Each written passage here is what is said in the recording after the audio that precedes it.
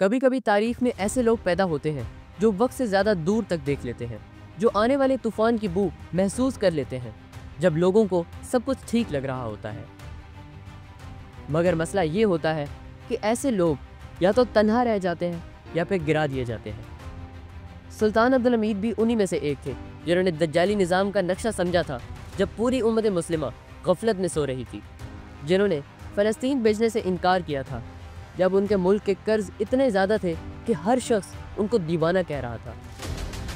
اور آج جب فلسطین میں خون بہتا ہے، جب مسلم امت ٹکڑے ٹکڑے ہو چکی ہے، جب خلافت ایک یاد بن چکی ہے، تب ہمیں یاد آتا ہے وہ آخری آدمی جو اکیلا لڑتا رہا۔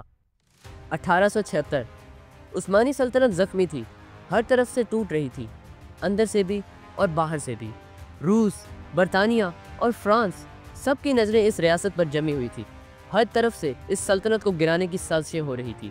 یہ وہی وقت تھا جب سلطان عبدالحمید نے تاج پہنا، لیکن یہ تاج صرف ایک عزت کا نشان نہیں تھا، یہ ایک ایسے جہاز کی کمان تھی جو طوفان کے بیچ ڈوب رہا تھا۔ وہ ایک ایسے سلطان تھے جنہوں نے دن رات ایک کر دی خلافت کو بچانے کے لیے، اور یہودیوں اور عیسائیوں کے ہر بات کو ناکام بنانے کے لیے ہر ممکن کوشش کی۔ سلطان نے سب سے پہلے سسٹم کو مضبوط بنایا، ریلویز بچھائے، خاص طور پر حجاز ریلوے، جس کا مقصد تھا مدینہ اور مکہ تک آسانی سے لوگوں کو پہنچانا۔ سکولز اور یونیورسٹیز بنوائے، اسلامک اسٹڈیز اور سائنس دونوں کو پروموٹ کیا، ایک خفیہ نیٹ ورک تیار کیا، ایک ایسی سرویلنس جو پورے امپائر میں ہر سازش کا پتہ لگاتی تھی۔ انہوں نے ٹیکنالوجی لی لیکن غلامی نہیں لی۔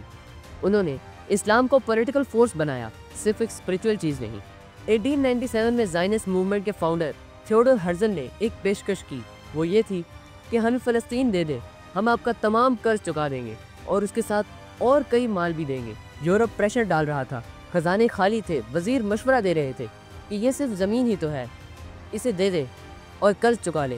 لیکن سلطان نے کہا اگر تم مجھے سونے کے ڈھیر دو پھر بھی میں فلسطین زائنسٹ کو نہیں دوں گا، کیونکہ یہ زمین میری نہیں، میری قوم کی ہے، وہ اسے خود لیں تو لے، لیکن جب تک میں زندہ ہوں کبھی نہیں۔ ڈیکلریشن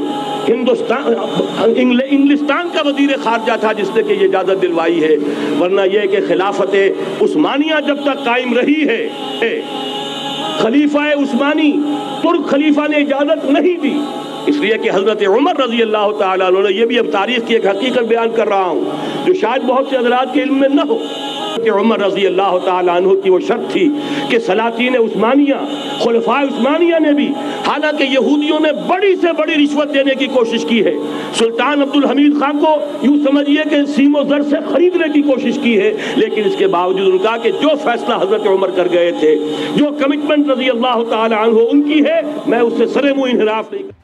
یہ لفظ تاریخ کے سینے میں نقش ہو گئے، مگر دنیا نے انہیں بلا دیا۔ ہرزل تو چلا گیا، مگر اندر کے دشمن زیادہ خطرناک تھے، ایک secular nationalist group, young Turks. انہوں نے سلطان کے خلاف سازش کی۔ ویسٹرن یونیورسٹی سے پڑھ کر آئے ہوئے یہ لوگ آزادی کے نام پر خلافت کو توڑنا چاہتے تھے۔ میڈیا، پروپیگنڈا اور کچھ کرپٹ آفیشلز کے ساتھ ملا اور 1909 میں سلطان عبدالحمید کو زبردستی ہٹا دیا گیا۔ اس وقت انہوں نے کہا تھا مجھے تو گرا دیا گیا، لیکن وقت تمہیں بتائے گا کہ کس نے صحیح فیصلہ کیا تھا۔ ان کے بعد سب کچھ ٹوٹ گیا۔ 1918 میں امپائر ختم ہوا، 1924 میں خلافت ختم اور 1948 میں اسرائیل بن گیا۔ وہ فلسطین جس کو بیچنے سے عبدالحمید نے انکار کیا تھا، آج وہاں ہمارے بھائی بہن چیخ رہے ہیں، مگر دنیا خاموش ہے۔ گھر تباہ ہو گئے، مسجدیں شہید ہو رہی ہیں، بچے شہید ہو رہے ہیں، اور ہمارے عرب ممالک امریکہ کے تلوے چاٹنے میں مصروف ہیں۔ آج بھی فلسطین زخمی ہے، آج بھی الاقصی محفوظ نہیں، اور آج بھی پوری مسلم دنیا کئی حصوں میں بڑھی ہوئی ہے۔ آج ہم فلسطینیوں کے بارے میں واٹس ایپ پر سٹیٹس لگا کر سمجھتے ہیں کہ ہمارا حق ادا ہو گیا، لیکن حق تو تب ادا ہوگا جب سلطان عبدالحمید جیسا انداز اور جذبہ ہم اپنے اندر لائیں گے اور گھروں سے باہر نکلیں گے اپنے فلسطینی بہن بھائیوں کے لیے۔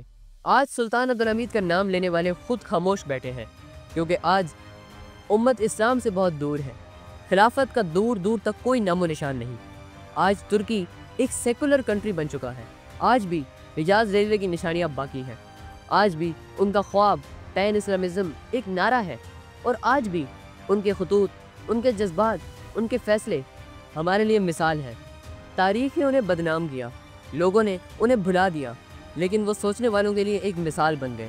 وہ اکیلے تھے لیکن سچے تھے، وہ تنہا تھے لیکن حق پر تھے۔ اور آج جب ہم فیس بک پہ فری پیلسٹائن لکھ کر سمجھتے ہیں کہ ہم نے اپنا فرض ادا کر دیا، تو ہمیں یاد رکھنا چاہیے کہ ایک شخص تھا جس نے زمین کے لیے اپنا تاج چھوڑ دیا، وہی فلسطین کی زمین جس پر آج ظلم ہو رہا ہے۔ سلطان عبدالحمید وہ تھے جنہوں نے زائنزم اور یورپ کے خلاف جدوجہد میں اپنا سب کچھ گنوا دیا، جس نے کہا تھا کہ جب تک میں زندہ ہوں اسرائیل کبھی بھی وجود میں نہیں آ سکتا۔ وہ سلطان تھے، سلطان عبدالحمید۔ سلطان عبدالحمید کوئی کہانی کا کیریکٹر نہیں، وہ ایک مثال ہے، وہ ایک سبق ہے کہ حق صرف بولنے سے نہیں ملتا، اس کے لیے سب کچھ کھونا پڑتا ہے۔ یاد رکھو، سوچ بدلو، حالات بدلو۔ ملتے ہیں نیکسٹ ویڈیو میں، تب تک کے لیے اللہ حافظ۔